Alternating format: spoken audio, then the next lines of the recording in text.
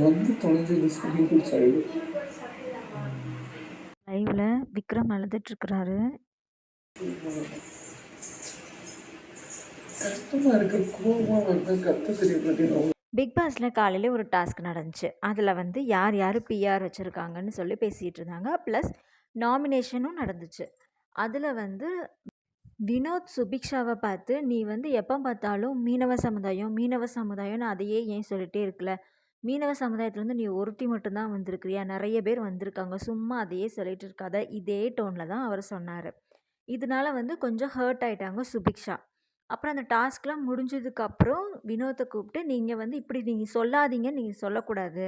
நான் வந்து மீனவ சமுதாயத்துலேருந்து வந்திருக்கேன்னா, நான் அப்படி தான் நான் சொல்லுவேன் அப்படிங்கிற மாதிரி அவங்க சொன்னாங்க. அதுக்கு வினோத் வந்து, நான் வந்து நீ சொல்லாதன்னு நான் ஒண்ணும் சொல்லல. மீனவ சமுதாயம், நீ அதுலேருந்து வந்திருக்கிற ஓகே. அதையே ஏன் சொல்லிட்டு இருக்கிற? அப்படிங்கிற மாதிரி தான் நான் சொன்னேன் அப்படின்னு சொல்லி சொன்னாங்க.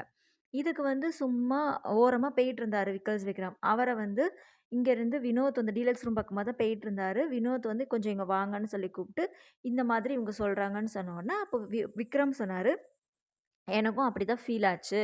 நீங்க வந்து இப்போ வந்து எனக்கு தெரிஞ்சு மீனவ சமுதாயத்திலேருந்து ஒரு பொண்ணு வந்து, அவங்களுக்காகன்னு பேசி, நாங்க இந்த மாதிரிலாம் கஷ்டப்படுறோம்.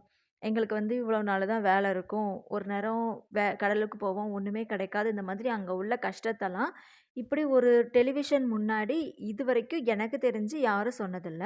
சுபிக்ஷா வந்து அந்த மாரி தான் சொல்றாங்க. நீங்க வந்து அப்படி சொன்னது வந்து எனக்கும் அப்படிதான் ஹர்ட் ஆச்சு. எனக்கும் தப்பா தான் பட்டுச்சு. அப்படிங்கிற மாரி தான் சொன்னாங்க. சொன்ன உடனே வந்து வினோத் வந்து விக்ரம்ட்ட வந்து, "என்ன நீங்க இப்படி சொல்றீங்க?" அப்படின்னு சொல்லி அவங்க 2 க்கும் ஒரு வாக்குவாதம் வந்துச்சு. இதுல சாண்ட்ராவும், பார்வதியும் சேர்ந்துக்கிட்டு, இவர் வந்து நார்மலா தான் ஒரு கன்வர்சேஷன் எடுத்து வச்சாரு வினோத். இவர் ஒண்ணும் தப்பாலாம் ஒண்ணும் சொல்லல. இது நார்மல் கன்வர்ஷன். இது நீங்க எப்படி வந்து நீங்க தப்பு சொல்லலாம் விக்ரம்னு சொல்லிட்டு அவங்கள கேட்டு, அதுக்கப்புறம் விக்ரம் வந்து, "சரி, நம்ம வந்து ஏதோ தப்பா பேசிட்டோம் போலுக்கு" அப்படின்னு சொல்லிட்டு வினோத்த கூப்பிட்டு வச்சு, நான் அப்படி பேசல.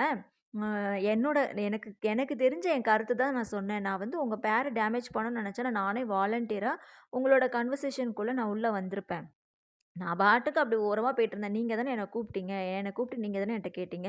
அதனால நான் என்னோட அபிப்பிராயத்த தான் நான் சொன்னேன் அப்படின்னு சொல்லி சொன்னோன்னா, அபிப்பிராயத்த சொல்றதுக்கு ஒரு இது இருக்கு. நீங்க எப்படி வந்து என்ன வந்து நீ இப்படி பேசிட்டீங்க. நான் மீனவ சமுதாயத்த தப்பா பேசின மாரி நீங்க எப்படி பேசுவீங்க? அப்படிங்கிற மாதிரி அவரு சொல்லிட்டு போக, இவருக்கு வந்து ரொம்ப மனசு கஷ்டமா போச்சு. இவர் வந்து ஃபீல் பண்ணி அழ ஆரம்பிச்சுட்டாரு விக்ரம். அவர் என்ன சொல்லிட்டு இருந்தாருன்னா, அவர் தனியா அவங்களுக்குள்ளேயே பேசிட்டு இருக்காங்க. "என்ன மன்னிச்சிருங்கம்மா. நான் வந்து உங்ககிட்ட நான் அழக்கூடாதுன்னு நான் நெனச்சேன்.